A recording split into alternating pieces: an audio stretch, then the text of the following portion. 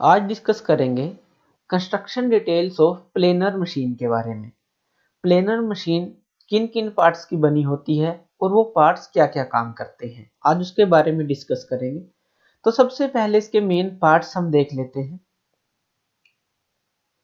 सबसे नीचे होता है बेड, जो एक बेस पे टिका होता है, या फिर हम डायरेक्टली इसको कंक्रीट के ऊपर भी जो अपना फ्लोर होता है वर्कशॉप का, उसके ऊपर डायरेक्टली इस बेड को रख सकते हैं। एक तरह का बेस ही होता है बेड।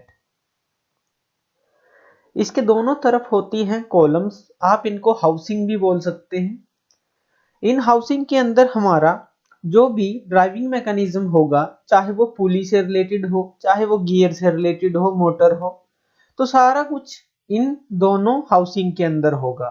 तो आप इसको कॉलम भी बोल सकते हैं और हाउसिंग भी बोल सकते हैं।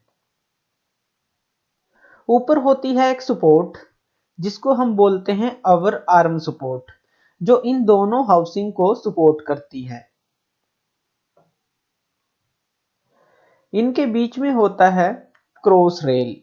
क्रॉस रेल के ऊपर हमारा टूल पोस्ट लगी होती हैं, इनको हम वर्टिकल टूल पोस्ट बोलते हैं। क्रॉस रेल क्या है, इसके ऊपर जो ये टूल पोस्ट होती हैं, टूल पोस्ट क्या होती हैं, जो हमारे सिंगल पॉइंट कटिंग टूल को होल्ड करेंगी, उसको हम टूल पोस्ट बोलेंगे। तो इसके ऊपर दो या दो से ज्यादा भी टूल पोस्ट हो सकती हैं। अब जो ये टूल पोस्ट हैं, इस क्रॉस रेल के ऊपर स्लाइड कर सकती हैं, लेफ्ट की तरफ जा सकती हैं, राइट की तरफ जा सकती हैं। तो इसलिए इसको क्रॉस रेल बोलते हैं।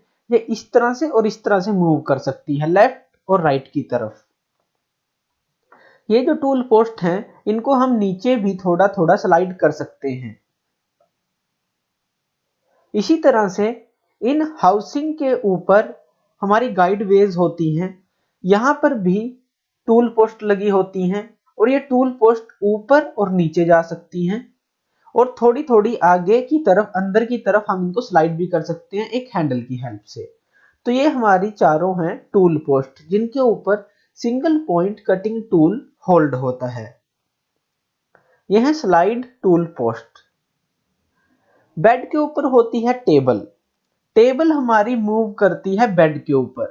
जैसे शेपर मशीन के अंदर क्या था, टूल हमारा मूव करता था वर्कपीस के ऊपर, लेकिन प्लेनर के अंदर क्या होता है, टूल हमारा रहता है फिक्स, और जो हमारी टेबल है वो वर्कपीस को लेकर मूव करती है। तो इन दोनों में मेन डिफरेंस है शेपर और प्लेनर के बीच में, कि शेपर में हमारा टूल मूव करता है और मटेरियल को रिमूव करता है, लेकिन प्लेनर मशीन के अंदर हमारी टेबल मूव करती है वर्कपीस को लेकर, और हमारा टूल फिक्स रहता है। तो इस तरह से इसमें मटेरियल रिमूव होता है। इसके ऊपर होता है वर्कपीस, जिससे हमें मटेरियल को रिमूव करना है। ये तो है इसका एक तरह का बेसिक व्यू। हम इसका एक साइड व्यू देखते हैं, ताकि हम अच्छे से समझ सके कि प्लेनर मशीन किन किन पार्ट्स की बनी होती है। तो साइड व्यू के अंदर देखते हैं, यह है टेबल, जो आगे और पीछे की तरफ मूव करेगी। इसके दोनों तरफ है हाउसिंग, जो हमने कॉलम भी बोल सकते हैं इनको। टेबल के नीचे होता है बेड, तो हमने इसमें बेड नहीं दिखाया, टेबल और ये हाउसिंग है। ऊपर है अवर आर्म सपोर्ट, जो इन दोनों को सपोर्ट करेगी, और बीच में है क्रॉस रेल। क्रॉस रेल के ऊपर हमारी होती हैं टूल पोस्ट, और इस हाउसिंग के ऊपर भी हैं हमारी दो ये टूल पोस्ट।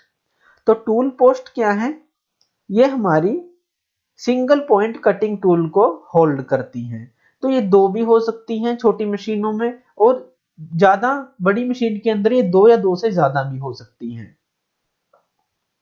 यह है हमारा सिंगल पॉइंट कटिंग टूल, जो हम इसके अंदर यूज करेंगे। तो इसके अंदर होगा क्या,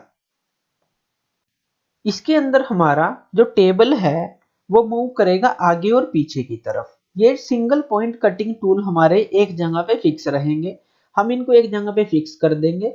हम किसी का भी यूज कर सकते हैं, वर्टिकल जो टूल पोस्ट हैं उनका यूज कर सकते हैं, या ये वाले जो टूल पोस्ट हैं इनका हम यूज कर सकते हैं, अकॉर्डिंग टू रिक्वायरमेंट, जो हमें मटेरियल रिमूव करना है। तो इसके अंदर हमारा टेबल के ऊपर वर्कपीस होता है, और टेबल हमारा मूव करता है वर्क पीस को लेकर आगे और पीछे। देखते हैं कैसे। जो टेबल है वो आगे और पीछे की तरफ हमारा मूव करता है, और जो हमारी ये स्लाइड्स हैं ये हम अकॉर्डिंग टू रिक्वायरमेंट इनको फिक्स कर लेते हैं। तो इस तरह से हम किसी को भी according to requirement in tool post को सेट कर सकते हैं, लेकिन जो मूवमेंट होगी वो सिर्फ टेबल की होगी जब हम मटेरियल को रिमूव करेंगे। तो अब इसको हम देख लेते हैं, जो प्लानर मैकेनिज्म है वो कैसे होता है। हमारे पास एक टेबल है, उसके ऊपर वर्क पीस है, और होता है हमारे पास सिंगल पॉइंट कटिंग टूल। ये है सिंगल पॉइंट कटिंग टूल। अब क्या होगा, जो ये सिंगल पॉइंट कटिंग टूल है ये हमारा फिक्स रहेगा, लेकिन जो टेबल है वो हमारा आगे और पीछे की तरफ मूव करेगा। जिस तरह से शेपर मशीन के अंदर हमारा टूल मूव करता था आगे और पीछे, इसके अंदर हमारा टेबल मूव करेगा आगे और पीछे वर्क पीस को लेकर, तो मटेरियल वर्क पीस से रिमूव होगा। अब हम समझते हैं कि जो प्लेनर मैकेनिज्म है इसके अंदर ड्राइविंग मैकेनिज्म कौन सा हम और कैसे यूज करते हैं। तो समझते हैं हम driving mechanism of planar machine. जो हमारा ड्राइविंग मैकेनिज्म है वो हमारे जो प्लेनर मशीन की टेबल को कैसे आगे और पीछे की तरफ मूव करता है, उस ड्राइविंग मैकेनिज्म को हम समझेंगे। तो सबसे पहले हम उसके पार्ट्स को समझ लेते हैं जो ड्राइविंग मैकेनिज्म है। तो हमारे पास एक होती है काउंटर शाफ्ट, इसको काउंटर शाफ्ट बोलते हैं। इसके एक तरफ पुलीज का सेट है, ये दो पुली छोटी हैं और दो पुलीज बड़ी हैं, और दूसरी तरफ दो और पुली हैं जो इसको बैलेंस करेंगी, तो इसको काउंटर शाफ्ट बोलते हैं। नीचे भी एक शाफ्ट होती है जो हमारी टेबल से कनेक्ट होती है। इस शाफ्ट के ऊपर भी दो बड़ी पुलीज हैं और दो छोटी पुलीज हैं। जो हमारी ये ब्लूइश कलर में है इनको हम फास्ट पुलीज बोलते हैं। फास्ट पुली क्या होती है, जो हमारी शाफ्ट के साथ कनेक्टेड रहती है। अगर ये घूमेगी तो शाफ्ट भी रोटेट करेगी। और जो ये दूसरी हैं, ये दो दूसरे कलर में हैं, ये हमारी लूज पुली हैं। लूज पुली क्या होती हैं, ये शाफ्ट के साथ कनेक्टेड नहीं होती, तो ये शाफ्ट के ऊपर ही रोटेट करती रहती हैं, तो इनको लूज पुली बोलते हैं। तो हम ड्राइविंग मैकेनिज्म यूज करते हैं बेल्ट और पुलीज का। इसमें हम दो मैकेनिज्म इकट्ठे यूज करते हैं। एक तो है cross belt drive. Cross belt drive आप समझते होंगे कि अगर हम इसकी रोटेशन को उल्टा कर दें तो हमें क्रॉस बेल्ट यहाँ पे लगानी पड़ेगी। अगर ये क्लॉकवाइज रोटेट करेगी तो ये पुली एंटी क्लॉकवाइज रोटेट करेगी। और जो दूसरा मैकेनिज्म है वो है open belt drive. Open belt drive में क्या है, हमारी रोटेशन सेम रहती है। ये पुली जैसे रोटेट करेगी वैसे ही ये पुली रोटेट करेगी। तो इसको हम इस मैकेनिज्म को अच्छी तरह से समझते हैं। देखिए, ऊपर ये हमारी छोटी पुली है और नीचे हमारी बड़ी पुली है। जब हमारा कटिंग स्ट्रोक होगा तो हम क्रॉस बेल्ट ड्राइव का यूज करेंगे, क्योंकि जो ये छोटी पुली है इसके रोटेशन ज्यादा होंगे और इस बड़ी पुली के रोटेशन कम होंगे। तो जो हमारी टेबल है आराम से मूव करेगी। तो कटिंग स्ट्रोक में हमें आराम आराम से टेबल को मूव करना है, तो वहां हम क्रॉस बेल्ट का यूज करते हैं। लेकिन जो रिटर्न स्ट्रोक है उसके अंदर हम इस ओपन बेल्ट का यूज करते हैं। अब देखते हैं कि हम इनकी मूवमेंट को कैसे कंट्रोल करते हैं। यहाँ पे हमारे पास लगे होते हैं ट्रिप डॉग्स, इनको हम ट्रिप डॉग्स बोलते हैं, जो इन बेल्ट्स को मूव करते हैं लेफ्ट या राइट की तरफ। जब ये कटिंग एक्शन हमारा खत्म होता है तो ये ट्रिप डॉग हमारा लेफ्ट की तरफ चलेगा और इस क्रॉस बेल्ट को हमारी इस लूज पुली के ऊपर गिरा देगा। अब जब ये लूज पुली के ऊपर गिरेगी तो हमारी शाफ्ट काम करना बंद कर देगी। लेकिन जैसे ही ये ट्रिप डॉग इस क्रॉस बेल्ट मैकेनिज्म को इस लूज पुली पे गिराएगा, ये जो ओपन बेल्ट मैकेनिज्म है इस लूज पुली से इस फास्ट पुली पे आ जाएगा, तो ये वर्किंग में आ जाएगा। तो उसी टाइम हमारी जो टेबल की मूवमेंट है वो रिवर्स हो जाएगी। तो ये दोनों मैकेनिज्म हम यूज करते हैं। आप इसको समझ गए होंगे, देख लीजिए। ये हमारा कनेक्ट है आगे शाफ्ट पिनियन के साथ, तो ये रोटेट करेगी तो पिनियन रोटेट करेगा, और पिनियन हमारा कनेक्ट होता है टेबल के नीचे लगे रैक के साथ। तो रैक की मूवमेंट पिनियन के हेल्प से इस टेबल को मिलेगी और टेबल हमारा मूव करेगा।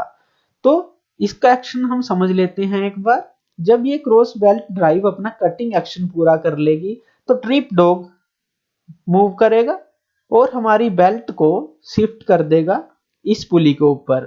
तो हमारा अब ये शाफ्ट काम करना बंद कर देगी। लेकिन तभी जब ये ट्रिप डॉग इधर आएगा तो ये भी हमारी जो बेल्ट है वो शिफ्ट हो जाएगी इस तरफ यहाँ पे। तो क्या होगा, इसका जो मोशन है उल्टा हो जाएगा, रिवर्स हो जाएगा और टेबल हमारी रिटर्न हो जाएगी और जल्दी से जल्दी वापस अपनी पोजीशन पे पहुंच जाएगी। तो इस तरह से ये काम करता है। इसको और अच्छी तरह से समझते हैं।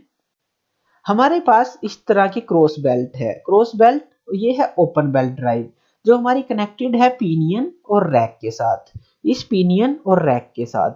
अब जब ये क्रॉस बेल्ट एक्ट करेगी तो हमारा फॉरवर्ड स्ट्रोक होगा, मींस कटिंग स्ट्रोक होगा, और जब ये एक्ट करेगी तो हमारा रिटर्न स्ट्रोक होगा। तो कैसे काम करेगा, तो इस तरह से हमारा रैक और पिनियन काम करेगा और जो ट्रिप डॉग्स हैं वो अपना शिफ्ट करते रहेंगे बेल्ट को अकॉर्डिंग टू मोशन। तो इस तरह से हमारा driving mechanism of planar machine काम करता है।